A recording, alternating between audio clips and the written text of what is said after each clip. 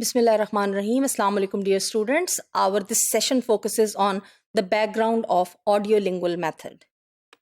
I hope and expect by the end of this session you would be able to understand the background, the origin, and the theoretical underpinnings related to the audiolingual method. Well, my dear students, language teaching methods evolve and improve over time.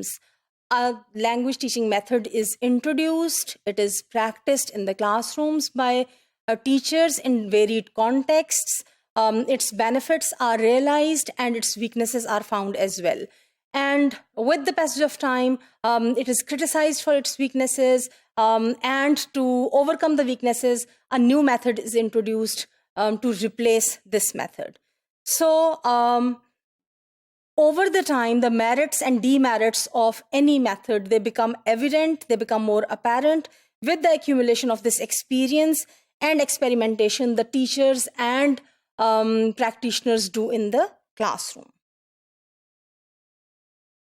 Same is the case with audiolingual method. Although audiolingual method is considered to be very much an American method, according to Ellis, 1990, some of its basics can be traced to almost simultaneous developments in the Great Britain and the US at the same time. In fact, it was towards the second half of the 20th century that British applied linguists such as Hornby, Palmer, and West, these were the people who kind of developed the principles and procedures of what came to be called the structural situational method.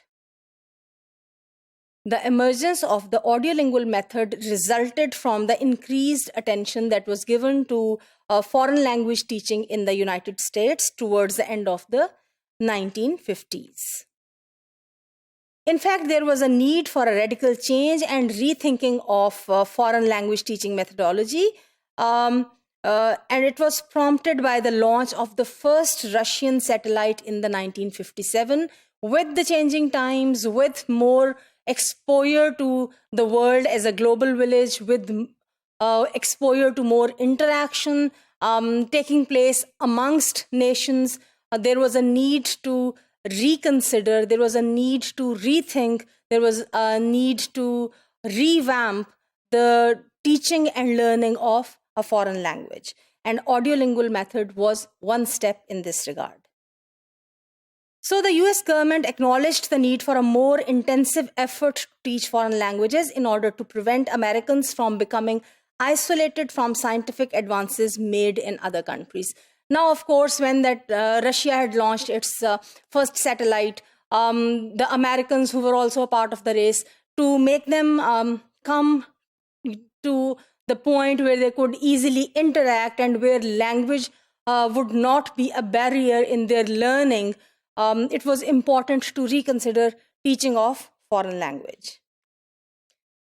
As a result, the National Defense Education Act 1958, among other measures, provided funds for the study and analysis of modern languages, for the development of teaching materials, and for the training of teachers. So, practical steps were taken in the USA in this regard.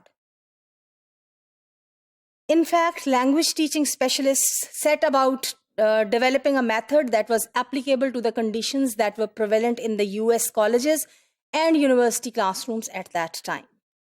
They drew on the early experiences of the army programs and the aural-oral or structural approach that I've already referred to, developed by Fries and his colleagues. So based on all this background knowledge and all these theoretical underpinnings, they tried to establish a method that would fit or that would suit the needs of the times. This combination of structural linguistic theory, contrastive analysis, aural-oral procedures, and behaviorist psychology led to what we today call audiolingual method.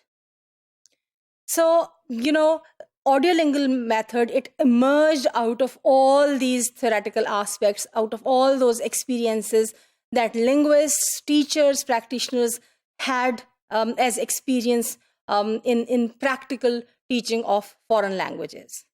The method was widely adopted for teaching foreign languages in North American colleges and universities.